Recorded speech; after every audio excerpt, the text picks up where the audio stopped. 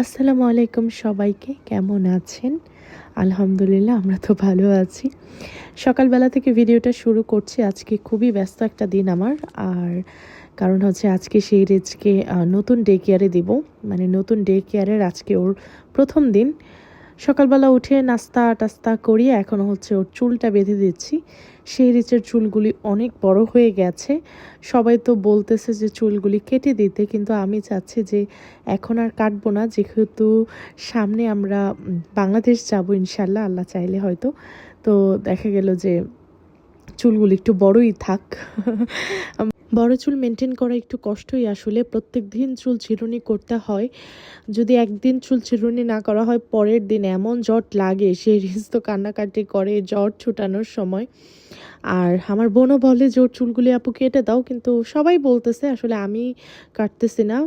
ভাবতেছি যেহেতু বাংলাদেশ যাবো, যে বললাম দেশ থেকে আসার পর যদি মনে হয় যে না মেনটেন করতে পারছি না, তখন না হয় কেটে দিব, আপাতত থাক। আজকে শেহরিজের প্রথম দিন ডে কেয়ারের।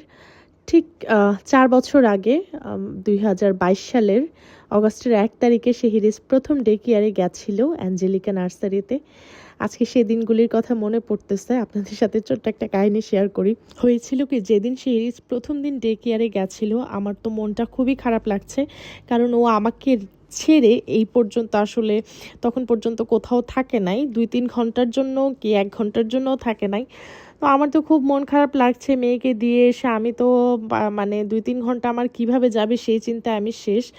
মানে ডে কেয়ার থেকে আমি কাঁদতে কাঁদতে বের হয়েছি, কিন্তু আমার মেয়ের চোখে এক ফোঁটা পানি নাই।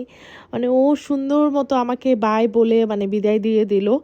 আমি এত পরিমাণে অবাক হয়েছি, ইভেন সেখানকার নার্সারির যে টিচাররা ছিল তারাও ভীষণ অবাক হয়েছে। তারা বলল যে এইরকম বাচ্চা আমরা এখন পর্যন্ত দেখি নাই। প্রথম দিন প্রত্যেকটা বাচ্চা কান্নাকাটি করে। আর তখন তো বেশ ছোট ছিল, অগাস্টের দিলাম ২০২২-এ, আর ওর বার্থডে ছিল অক্টোবরে। মানে পুরোপুরি ২ বছর তখনও হয়ও নাই, ৩-৪ মাস বাকি ছিল। তো ওই সময়টাতেও ও মানে ভীষণ এক্সাইটেড, ও ডে কেয়ারে যাবে, স্কুলে যাবে, আর অনেক বাচ্চাদেরকে দেখছে, মানে সে খুব খুশি ছিল। আর আজকেও সে খুবই এক্সাইটেড, তার নতুন ডে কেয়ার শুরু হচ্ছে। সে এখানে বলছিল যে তার আগের ডে কেয়ারের সব কথা তার মনে আছে, আগের স্কুলের ফ্রেন্ড টিচার সবার কথা তার মনে আছে, সেটাই আসলে এখানে বলছিল। আর খাইতেছি।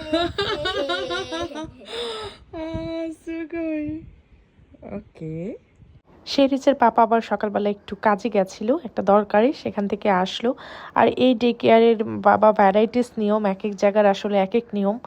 আগেরটাতে যে কোনো টাইমে দেওয়া যেত, যে কোনো টাইমে আনা যেত, কোনো সমস্যা ছিল না। প্রয়োজন পড়লে ৫টা, ৫:৩০, ৬টা, ৬:৩০ পর্যন্ত রাখা যাবে, কোনো সমস্যা নেই। সকালবেলাও অনেক আগে আগে আর্লি দেওয়া যেত, যদিও আমরা সেই রিস্কে কখনো আর্লি দেই নাই, আমাদের প্রয়োজনই পড়ে নাই। তবে যারা আর্লি দেয়, যাদের মায়েদের কাজকর্ম একটু তাড়াতাড়ি, তারা তো আর্লি দেয়। তবে এখানকার নিয়মগুলি একদমই আলাদা।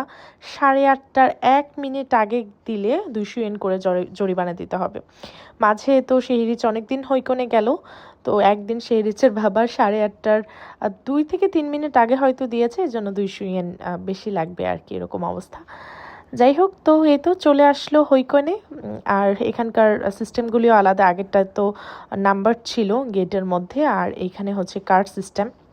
একটা শেহরিচের বাবার কাছে আছে, আমার কাছে আছে। এখানে আবার এন্ট্রান্স, মানে এন্ট্রি নেওয়ার পরে আবার আরও একটা ব্যাপার আছে, সেদিন আমি সেটা ভিডিও করতে ভুলে গেছিলাম। ওইরকম ক্যারেক্টার আছে, ক্যারেক্টার মিলিয়ে তারপর হচ্ছে চেক ইন চেক আউটের ব্যাপার আছে আর কি। এক এক হইকনে এক এক নিয়ম। তবে এই ডে কেয়ারটা দেখতে অনেক সুন্দর, মানে একদম ফ্রন্টে সিঁড়ি, একদম হাই সিলিং, মানে দেখতে সুন্দর আর কি। তারপর তো সেই রিচে সব কিছু আমি গুছগাছ করে রেখেছিলাম, সেইগুলি আজকে বুঝিয়ে দিতে হবে। তো এখানে আবার একটু বলি, বললাম না এক এক হইকনে এক এক নিয়ম। সব কিছু গুছগাছ করে দিয়ে দেন হচ্ছে টিফিন বক্সও দিলাম আর কি, যে এই হচ্ছে টিফিন।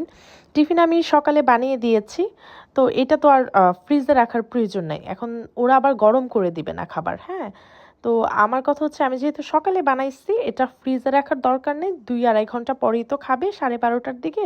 এটা ফ্রিজে রাখতে হবে না। কিন্তু ভাই ওদের এক কথা, এটা ফ্রিজে রাখতে হবে। যাদের বাসা থেকে যারা খাবার নিয়ে আসে তাদের খাবার ফ্রিজে রাখতেই হবে, নয়তো বা এই খাবার খেয়ে যদি পেট ব্যথা হয়, এই হয় সেই হয়। তো ঠিক আছে, আমি বললাম আচ্ছা ঠিক আছে তাহলে ফ্রিজে রাখো। কিন্তু দেখেন ফ্রিজে যে রাখবে খাবারটা এটা কিন্তু ওরা আর গরম করে দিবে না। এখন ফ্রিজের খাবারটা কি বাচ্চার খেতে ভালো লাগবে? তারপরেও সেহরিচের বড় বক্সের ভিতরে যেহেতু হটপট টাইপের একটা ছোট আছে, আমি আবার বলে দিয়েছি যে এইটাকে ফ্রিজে রাখার দরকার নেই, এটা খুলে তারপর হচ্ছে বাকিটা রাখুক। বাকিটার মধ্যে ফ্রুটস থাকে, তারপর ভেজিটেবলস থাকে, ওইটা দেখা গেল ঠান্ডা খাওয়া যাবে। এখন ভাত সহ যদি ঠান্ডা হয়ে যায় তখন তো আবার সমস্যা। আচ্ছা, সেহরিজকে ডেকে এনে দিয়ে আমরা আবার একটু কেঞ্জি গেছিলাম, ওই যে আগের ভিডিওতে তো শেয়ার করলাম। তারপর বাসায় চলে এসেছি, সেদিন আবার আমাদের ফ্রিজটা এসেছে। ফ্রিজটা তো আমরা আগেই কিনে রেখে এসেছিলাম, বলেছিলাম যে ওরা দিয়ে যাবে, এই তো আজকে নিয়ে চলে এসেছে। দেখেন ওদের জিনিসপত্র আনার বা ডেলিভারি দেওয়ার সিস্টেম আছে আর কি, অনেক সুন্দর। খুব সুন্দরভাবে কম্বল টম্বল পেঁচিয়ে নিয়ে এসেছে, তারপর আবার ঢুকিয়েও দিয়ে গেছে। আর মনে হয় যে কত ইজি, আর আমরা এসব কাজ করতে গেলে মনে হয় যে কত কঠিন রে ভাই, মানে যান জীবন বের হয়ে যায়।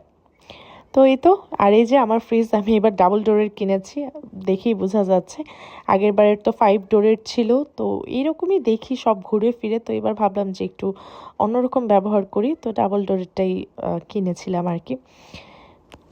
যেখান থেকে আমরা ফ্রিজটা কিনেছিলাম, তো ওরা আবার বলেছে যে এখান থেকে কেনাকাটা করলে ওরা গাড়ি ফ্রি দিবে, মানে গাড়ি দিয়ে যদি আমরা নিজেরা নিয়ে আসি সেক্ষেত্রে গাড়ি ফ্রি। তবে মানে ওরা কোনো জিনিসে টাচ করবে না, আমাদেরকে উঠিয়ে নামিয়ে নিয়ে যেতে হবে। তো সেই রিচার বাবা বলল এটা আসলে ঝামেলা, এত বড় ফ্রিজ আসলে সম্ভব না আমাদের একা আনার। তো এইখান থেকে কিন্তু এখানে বেশি দূরও না, আমাদের বাসা থেকে গাড়িতে হয়তো 15-20 মিনিট লেগেছে।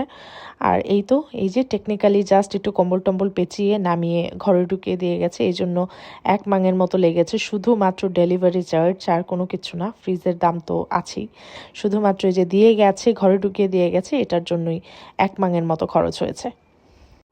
বাসায় ঢুকিয়ে দিয়ে আবার ওরা আমাদেরকে বলছিল যে বাসায় যে আমরা জিনিস দিয়ে গেলাম কোথাও কোনো কিছু আছে কিনা তোমরা আবার ভালো করে চেক করো, মানে আমাদের বাসায় ঢুকানোর সময় আমাদের বাসার কোনো জায়গায় আবার কোনো স্ক্র্যাচ বা কোনো কিছু হয়েছে কিনা।